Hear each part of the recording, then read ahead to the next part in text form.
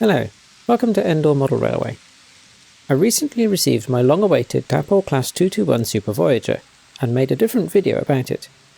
This video is a concise focus on how I fitted DCC decoders to it. If you've seen that other video, there's nothing new for you in this one.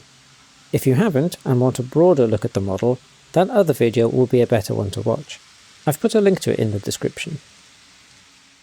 The driving cab vehicles each have a decoder socket, and for running on DCC they need to be opened whether or not you intend to fit decoders for lights. The motorised vehicle is the one with a shorter window at one end. The chassis each have 4 little lugs that clip into the bodies. Most are hidden behind the yellow step-on doors, and on the driving cars the cab end clips are visible below the cab doors, rather than hidden behind the first passenger doors. The body needs to be flexed away from the chassis to free the lugs. I found it's easier to do on the driving cars without the wheels being in the way. The wheels come off with a gentle pull and a bit of a wiggle. In all cases, be careful not to push on the body where the door steps are. I accidentally snapped one off by doing that. I found it quite difficult getting the body off the motorised car. The most effective approach seems to be to get both lugs at one end completely free first, rather than both lugs on one side.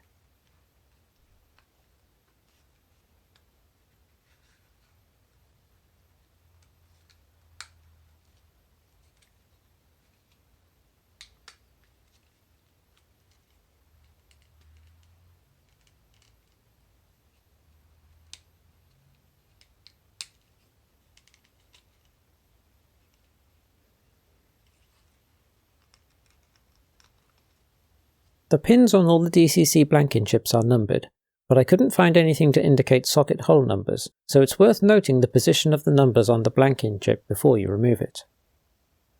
The decoder I used is a Dapol Imperium 4, and it's a squeeze to get it in. A smaller one would be better. Smaller 6-pin decoders that I tried which fit are Dapol Imperium 5 and AE Model Nano. However, neither of these give an indication of which pin is which, either on the decoder or in the instructions. I've only had 1 out of 4 of those working, potentially damaged by being inserted the wrong way around, so if you're able to buy a decoder that gives you an indication of pin numbers, I'd go with that. Even if it's more expensive than the Dapol or AE model decoders, it'll be more cost effective than buying cheaper decoders that break and need to be replaced.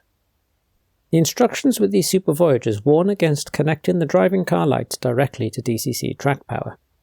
If you want to run these on DCC but don't want to buy decoders just for the lights, then you still need to take the blanking plug out in the driving cars so the lights don't get connected directly to DCC track power.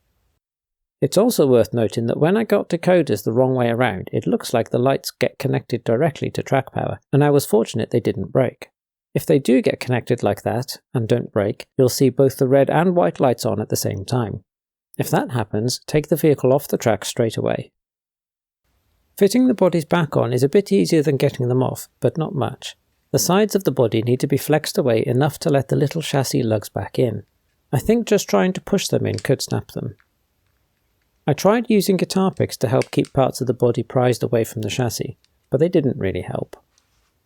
Another note of caution: when trying to push the chassis back onto the body, you need to avoid putting pressure near the end details. Part of the underframe details on one of my vehicles is now a little loose, but thankfully it hasn't actually snapped off. Hopefully that's helpful to you. Bye bye.